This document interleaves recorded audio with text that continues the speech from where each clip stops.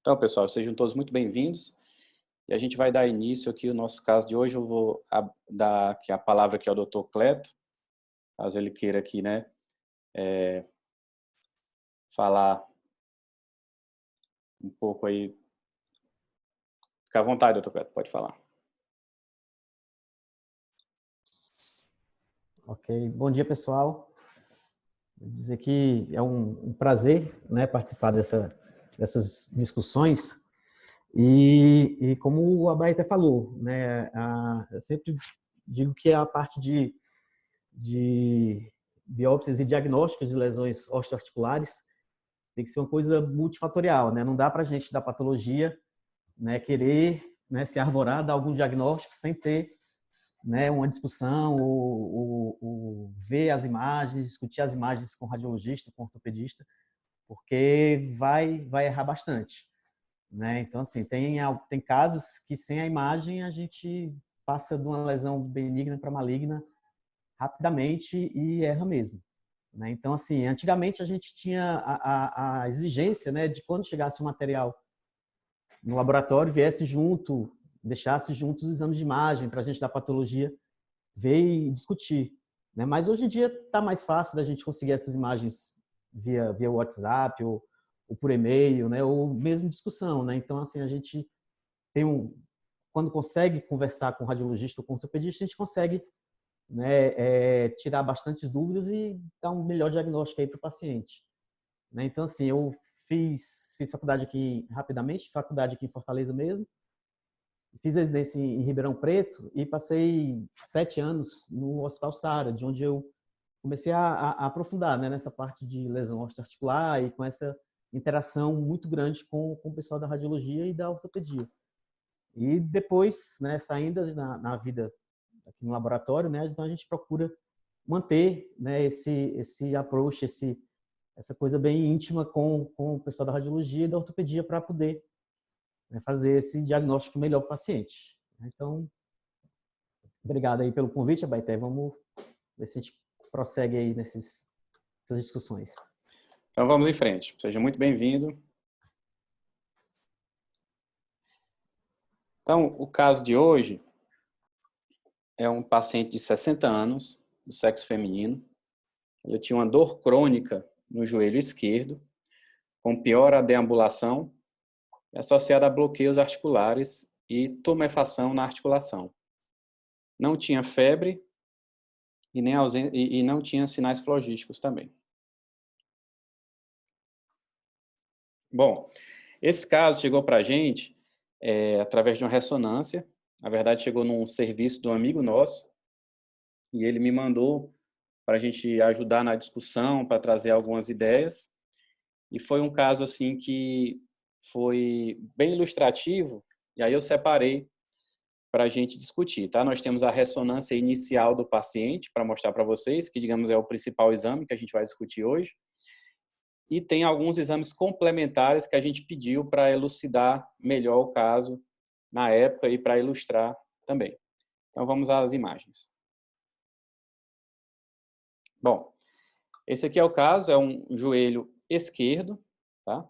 Eu vou passar um pouquinho aqui as imagens. Se alguém já conhecer esse caso, se eu já mostrei alguma vez ou fez algum curso com a gente que eu mostrei esse caso, por gentileza, já não fale logo o diagnóstico, tá? A gente vai abrir depois para vocês darem alguma opinião aí no chat, mas por enquanto não fale não, para não perder a graça aí para os demais colegas, né? Então, o joelho esquerdo aqui no plano coronal, veja que foi um exame feito num equipamento de baixo campo, né? Dá para ver aqui pela resolução. Porém, um exame bem feito, bem completo e também tem a fase pós-contraste.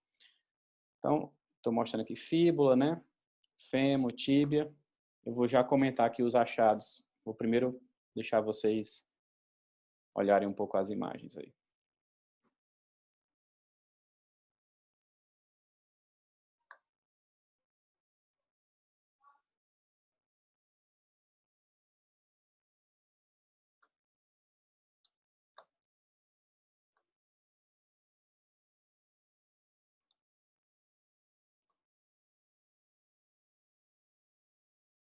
Essas imagens também ilustrativas, tá? Também típicas aí dessa patologia. Mostrar aqui uma sequência que foi feita pós-contraste, ó.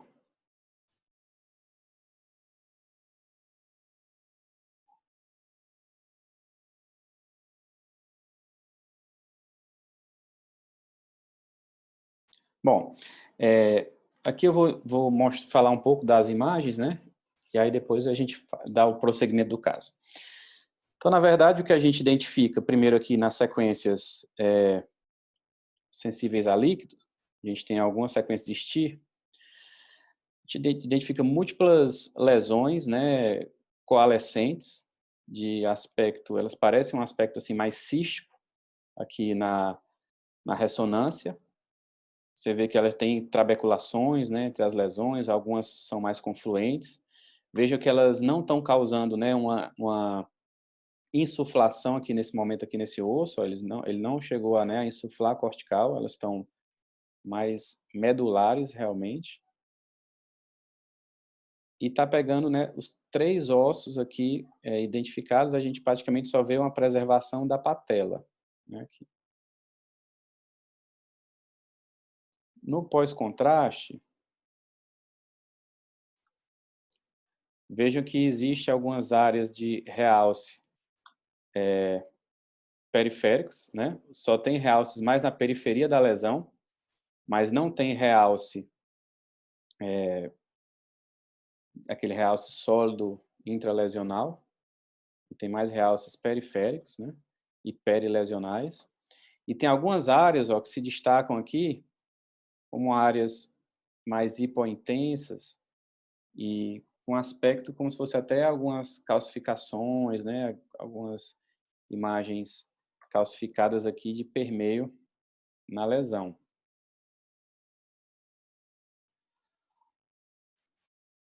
Quando o colega enviou esse caso, a gente pensou numa determinada hipótese e achamos que seria interessante fazer um exame comparativo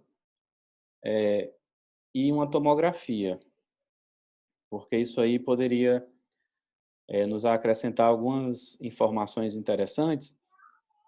E aí a gente complementou esse estudo com uma tomografia, sendo que essa tomografia a gente fez já comparativa. Então, eu vou mostrar para vocês aqui a tomografia desse paciente, ó. Aquele caso que nós estávamos vendo era o joelho esquerdo, certo? Aqui está o direito também, ó.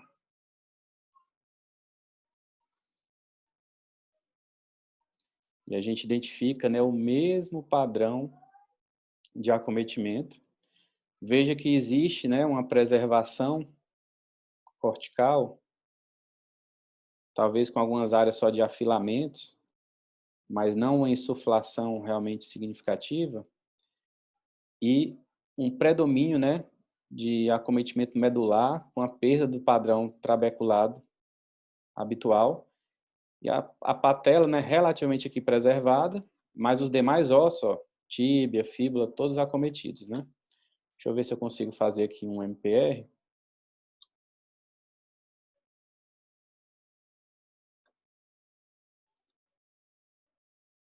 É só para mostrar aqui no coronal também, ó, né, o aspecto para vocês, tá? Aquele aspecto, né, muito semelhante. Olha aqui aquelas áreas de calcificação, ó, que eu tinha citado na ressonância, ó, elas aparecem aqui também, tá? Ó. Então, a gente, com esse segundo exame, né, que eu estou apresentando aqui para vocês, a gente identifica que esse paciente tinha uma doença, né, uma lesão, um acometimento que ele foi bilateral, né, aí, e simétrico nessas estruturas, tá certo? Pegou os 2 joelhos, né, ali, basicamente tíbia, fêmur e fíbula. Aí, nessa situação, a gente já formulou, né, uma hipótese, que eu não vou falar agora, porque senão vai perder a graça, né? Eu também não gostaria que vocês não comentassem agora já o diagnóstico de vocês no chat. Nós vamos dar um tempinho já para vocês falarem as suas hipóteses. E nós sugerimos ao colega fazer um estadiamento dessa lesão, certo? Fazer um estadiamento sistêmico, tá? Então, a gente pediu para ele complementar com a tomografia. Já já vocês vão entender também o porquê, né? E aí ele fez uma tomografia, pegou o abdômen aqui para ver principalmente, né, os órgãos sólidos abdominais.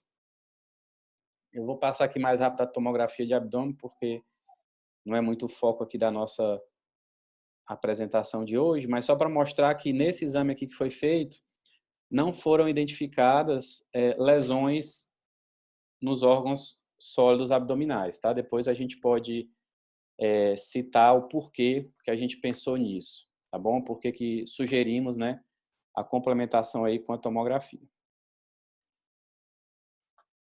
Então, eu vou deixar aí 1 minuto aí para quem quiser fazer, né, colocar alguma hipótese ou algum comentário aí no chat, pode ficar à vontade. Então, vou passar aqui para a lâmina.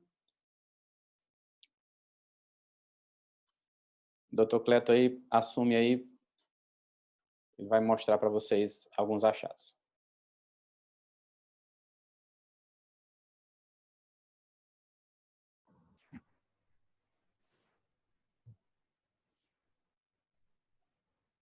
Deu certo o mouse? Vai tentar, tranquilo? Pode. Você acha que você consegue desenhar, né, daquele jeito lá? Certo. Bom, então, foi feita a biópsia, não biópsia por agulha, né, da lesão. E aqui a gente vê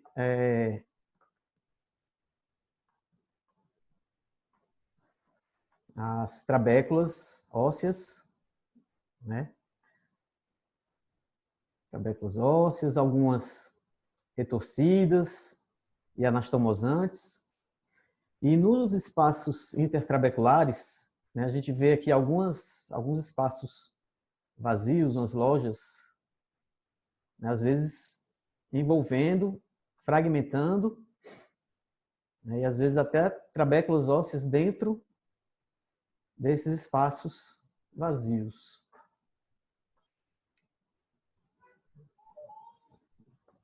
Passar para o próximo, Marcelo? Pode passar. Vai passar aqui. Aqui. Aí você pode apagar com a borrachinha ali. Tá.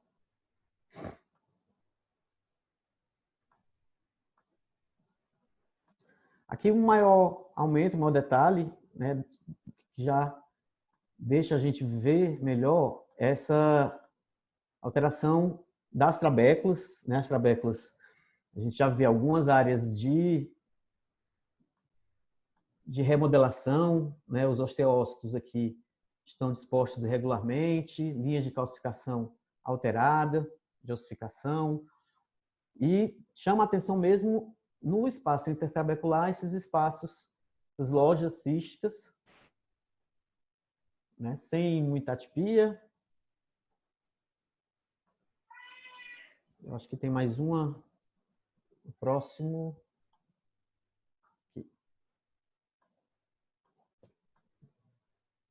E aqui o maior aumento, o maior detalhe, exatamente, né? Essas lojas, esses espaços císticos, também anastomosantes.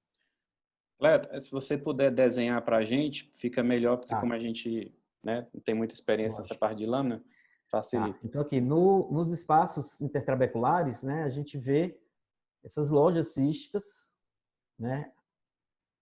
Aqui, novamente, separando, fragmentando as trabéculas ósseas, infiltrando as trabéculas ósseas, com extravasamento de hemácias, né? A gente vê algumas hemácias aqui entre esses espaços císticos. Então, assim, a imagem da lesão toda era isso, né? Essas trabéculas ósseas com remodelação, fragmentadas e com essa proliferação desses espaços, essas lojas císticas no meio, né, em toda a lesão. Acho que assim, dá para até onde eu posso avançar sem falar nada mais do diagnóstico. E sem atipias, né, sem necrose, sem muita pleomorfismo, nada muito agressivo em termos de neoplasia, assim, mais agressiva. Então, pessoal, após esse comentário, né, da lâmina, vocês gostariam de acrescentar alguma hipótese? O colega aqui colocou, né, possibilidade de linfangioma ou hemangioma, certo? Mais alguma hipótese, pessoal, que vocês gostariam de colocar aí antes dele dar o diagnóstico? Eu vou voltar aqui à imagem dos casos, porque tem alguns colegas que estão entrando agora, só para mostrar aqui. Deixa eu apagar aqui.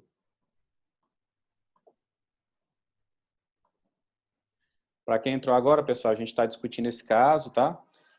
É um joelho de uma paciente de 60 anos que mostrou múltiplas lesões aqui de aspecto cístico, né? Coalescentes aqui no fêmur, na tíbia e na fíbula, tá? A gente fez uma tomografia comparativa, tá? E também tinha no outro lado o mesmo tipo de lesão, o mesmo padrão de lesão, certo? Então ela era bilateral, tinha algumas áreas de calcificações também, de permeio. E o Dr. Cleto acabou de comentar, né, a lâmina desse caso, mas a gente ainda não falou, né, a nossa hipótese, tá? E aí a gente deixa aqui o espaço em aberto caso alguém queira comentar, né, a sua hipótese diagnóstica. Alguém mais gostaria de colocar alguma hipótese, pessoal? Pode ficar bem à vontade, ninguém tem obrigação de acertar nada, aqui é para a gente discutir, né, e estar aprendendo um pouco mais com essa correlação histopatológica que enriquece bastante aqui, né, nosso conhecimento com relação à imagem da ressonância, a tomografia e a lâmina. Então, alguém mais gostaria de comentar? Então, eu vou passar aqui para a apresentação. Então, doutor Cleto, você pode fazer o diagnóstico do caso e a gente passar para os diferenciais. Então, na verdade, essas estruturas císticas que eu descrevi como císticas, nada mais são do que espaços vasculares, né? Então, e aqui a gente vê aqui no canto, deixa eu desenhar aqui, no canto inferior direito, a gente tem pode ser vista até uma válvulazinha aqui, né? Então, assim, é um hemangioma, tá? Hemangioma cavernoso aqui no caso. Tá? Então, uma lesão vascular benigna, né, sem atipias, o endotélio, né, que a gente vê aqui nos espaços de endotélio, as células endoteliais sem atipia. Então, lesão vascular benigna, aqui no caso, um hemangioma cavernoso. E aí, a gente discute um pouco, volta aí para o Baté, né? Aí dentro das lesões vasculares, né, tem o que a gente pode dividir a classificação de acordo com as imagens, que a gente tem que discutir com as imagens. Perfeito. Então, esse paciente, né, ela tinha essa angiomatose óssea com esse componente aí, né, de hemangioma, que o Dr. Cleto já comentou, e ela tinha um acometimento, né, bilateral, né? Na verdade, possivelmente, se a gente investigasse outros sítios ósseos aí, talvez até aparecesse mais algum.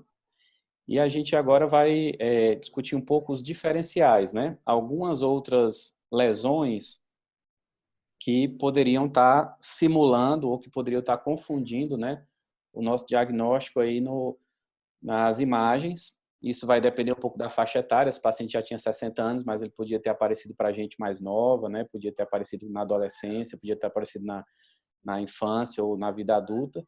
E até depender da faixa etária que ela fosse, né, digamos, diagnosticada essa imagem, teriam diagnósticos diferenciais, né, em diferentes faixas etárias aí. Então, esse tipo de lesão multicística, coalescente, né, nesse caso aí, ela tinha um realce mais periférico, né, um pouquinho circunjacente à lesão. Vocês têm que lembrar, né, esse diagnóstico, você viu que na imagem eu até citei, né, em alguns momentos que a gente não estava vendo muitos sinais ali, digamos, de maior agressividade, né, respeitando ali o córtex e tudo. Isso podem ser, assim, alguns sinais indiretos aí que a gente pode avaliar da agressividade da lesão, que alguns outros diagnósticos que a gente vai citar aqui mais para frente, né, vão ter características mais agressivas na imagem também, não só na histologia. Então, a gente tem que compor, né, esse conjunto de sinais para a gente tentar fazer aí o nosso diagnóstico diferencial. Então, eu vou passar aqui para as imagens, para também o Dr. Cleto já pode comentar as lâminas, né, e a gente vai falar um pouquinho da imagem também.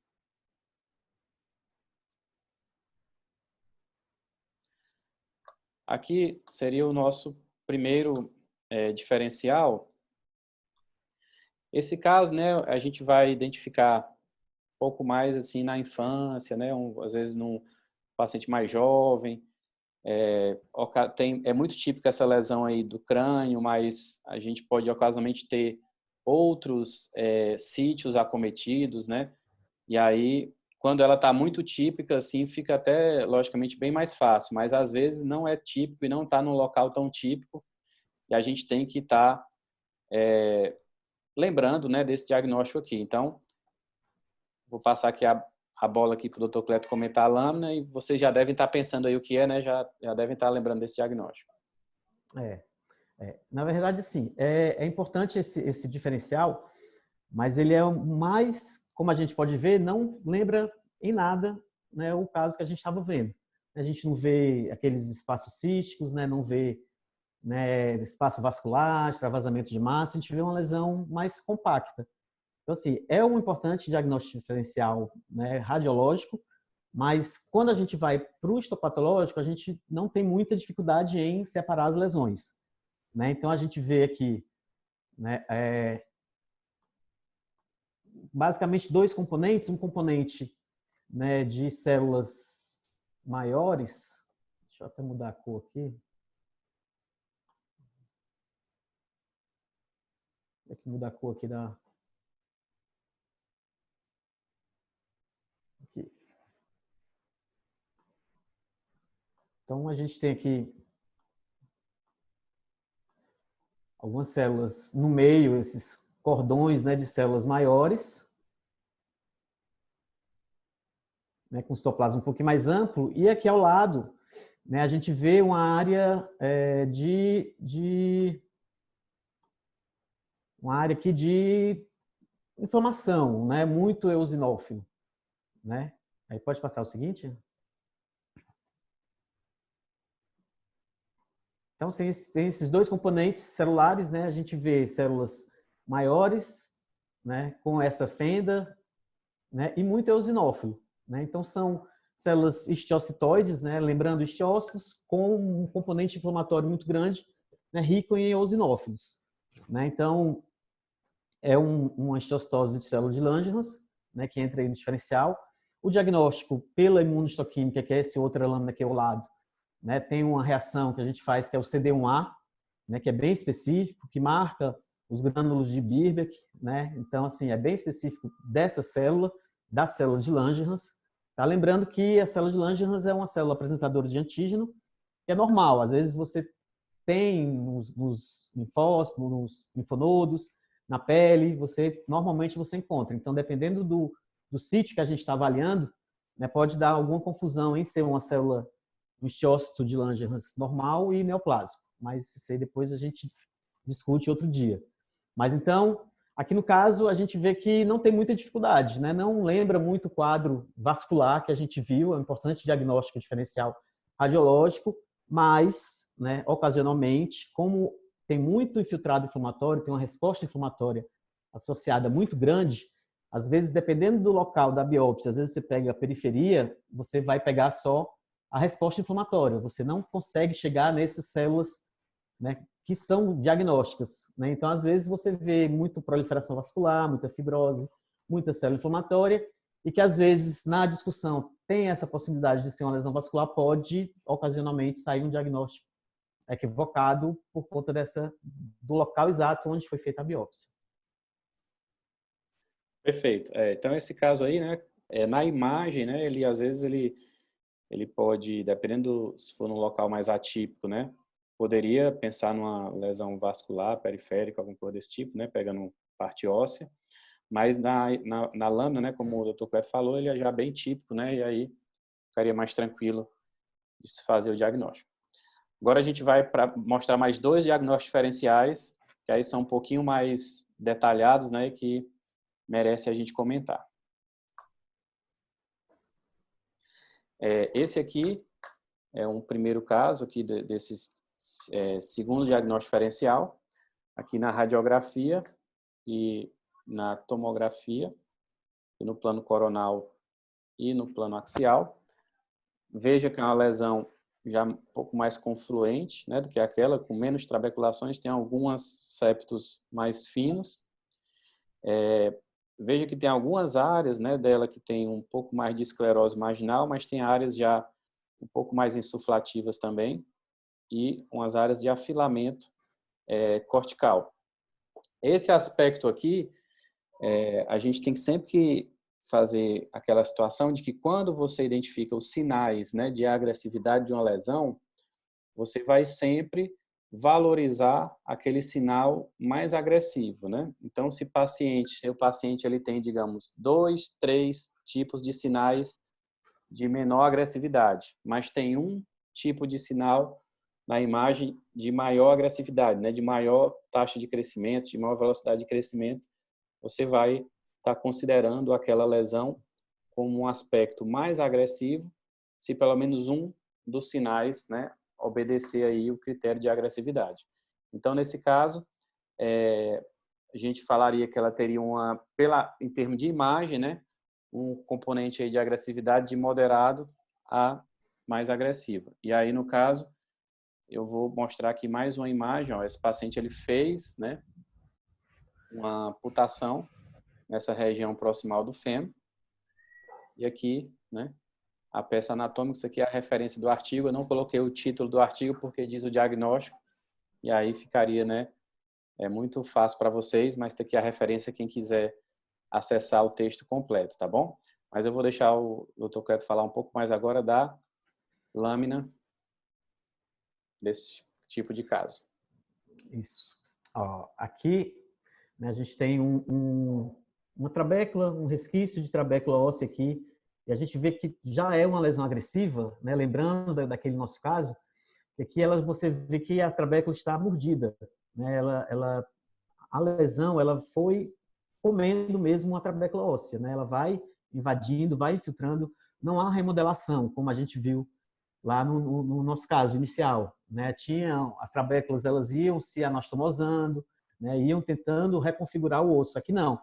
Aqui a lesão agressiva, ela foi, né, fazendo degeneração e levando o osso, né? E aqui a gente vê, né, uma massa celular, né, aqui ao lado, né? E aqui a gente já não consegue, né, delimitar bem os espaços vasculares como a gente via lá no outro caso, né? Mas a gente vê algumas fendas, né? Que seriam fendas vasculares, né? Resquícios, né? De reminiscências de vasos, tentando formar vasos e muita atipia, né? A gente vê células grandes, células pleomórficas de tamanhos variados.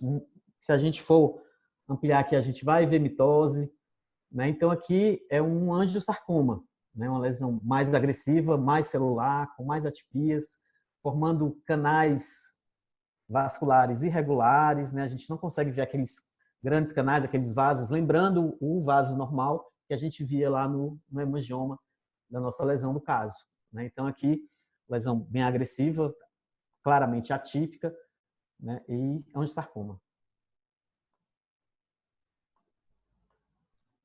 Então, pessoal, esse segundo caso, né, era um angiosarcoma, tá? Uma lesão já mais agressiva, né? E a gente citou algumas diferenças, né, do que a gente viu aí na imagem e na histopatologia. No caso, tanto na imagem já dava indícios, né, de ter uma maior agressividade do que o caso anterior. A gente falou que tinha uma expansão trabecular, mas que ainda preservava, né, uma certa arquitetura e não tinha, né, uma expansão, né, e uma destruição, mas sim uma ectasia, né? E nesse caso não, já é um caso mais destrutivo, né? Um caso que ele perde a morfologia realmente, e aí isso é bem compatível com a imagem da lâmina. Então, se você, esse primeiro caso aqui, esse segundo caso diferencial, o que a gente tinha que lembrar é isso. Se você analisa na radiografia, na tomografia, na ressonância, os critérios, né, de agressividade da lesão, você sempre vai procurar pelo menos um critério de maior agressividade para que você possa, né, fazer um estadiamento daquela lesão. Então, se a lesão apresentar pelo menos um dos critérios de maior agressividade, você vai, né, considerar ela como uma lesão de aspecto mais agressivo. E agora vamos para o nosso terceiro diferencial, que nesse caso era um paciente que apresentou uma massa, né, uma tumefação aqui na região do antebraço. Quando fez a radiografia, né, nós já identificávamos aqui um componente ósseo, pegando aqui o rádio, região, o terço médio com a região transição com o terço distal do rádio. É um aspecto diferente, né, daquele que a gente viu anteriormente. Aqui é uma alteração mais alongada, né, com uma cavidade mais uniforme, né, mais única, coalescente, mais alongada, no eixo longo, né, aqui do osso, como se fosse seguindo, né, uma estrutura que está alongada ali, uma estrutura que está alterada, mas que segue o eixo longo, né, daquele osso.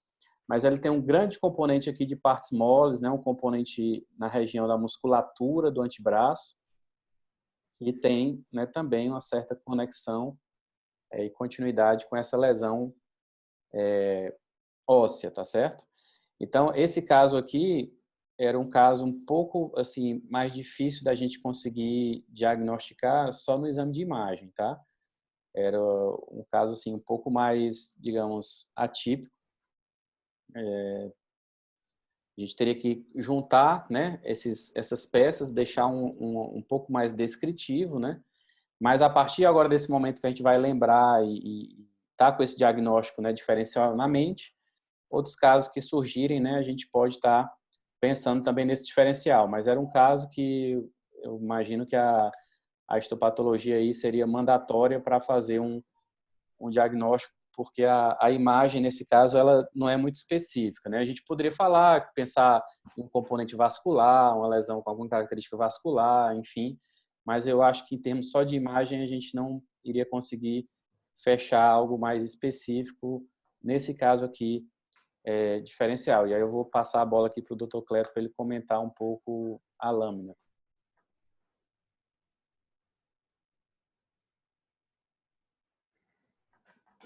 Aqui a gente já via um aspecto meio intermediário, né, entre as duas lesões que a gente já viu.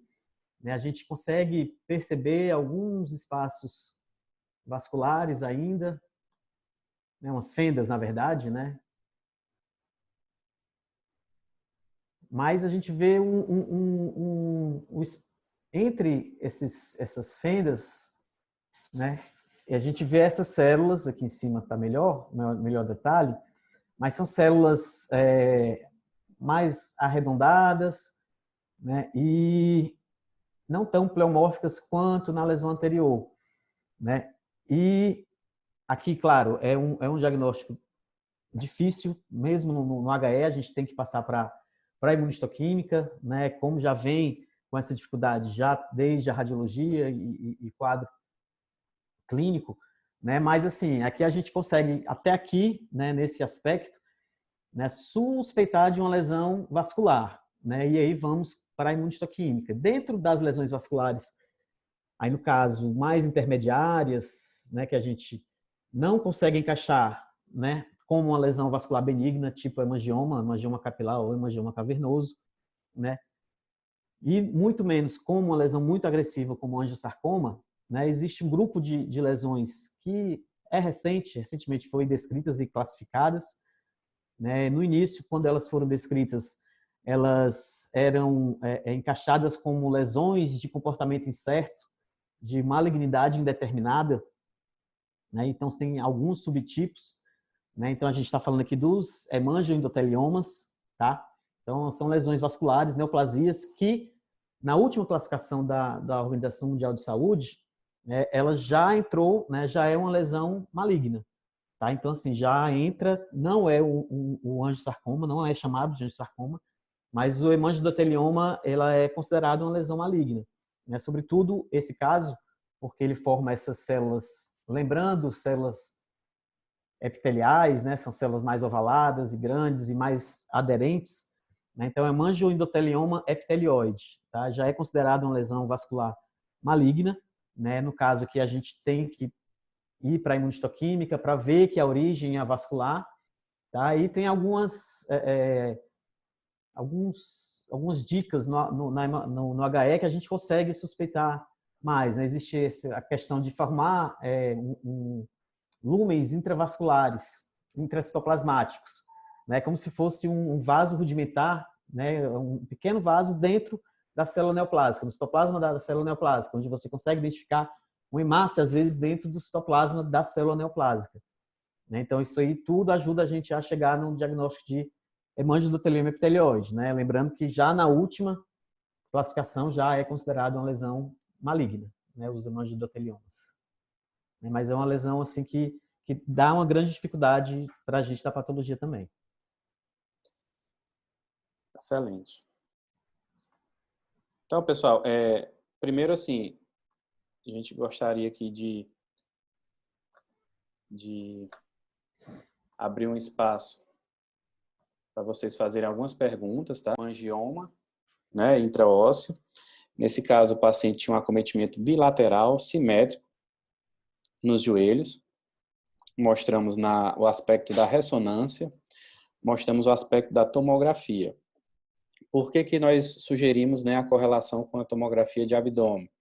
Porque muitas vezes esses pacientes eles têm também hemangiomas e alterações angiomatosas em outros órgãos, tá? Principalmente o baço, mas pode ter fígado, pode ter outros órgãos acometidos. Então a gente sugeriu, né, para o colega na época lá fazer a avaliação abdominal para descartar, né, outras malformações, outras alterações vasculares em órgãos sólidos fora, né, da parte óssea. Mas não foi confirmado, né, naquele caso. Com esse caso base, né, da lesão vascular, o Dr. Cleto comentou aí os achados da lâmina e mostramos para vocês 3 diagnósticos diferenciais, né? A estiostose, o angiosarcoma e o hemangioendotelioma, né, epitelioide. Esse realmente maior dificuldade aí para a gente conseguir fazer, né, esse tipo de diagnóstico na imagem. A gente vai poder, ocasionalmente, sugerir uma lesão de natureza vascular e tudo com as características de agressividade intermediária alta. Já o angiosarcoma, a gente tem, né, características de agressividade também de moderada a alta, mas na imagem, mas muitas vezes com maior agressividade. A gente pode sugerir, né, uma lesão vascular de natureza mais agressiva.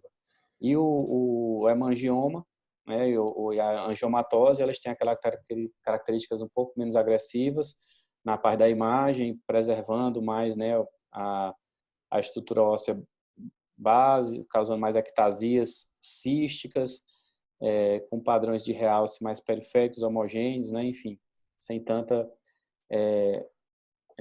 características de uma destruição maior ali da arquitetura, né, do osso. Pessoal,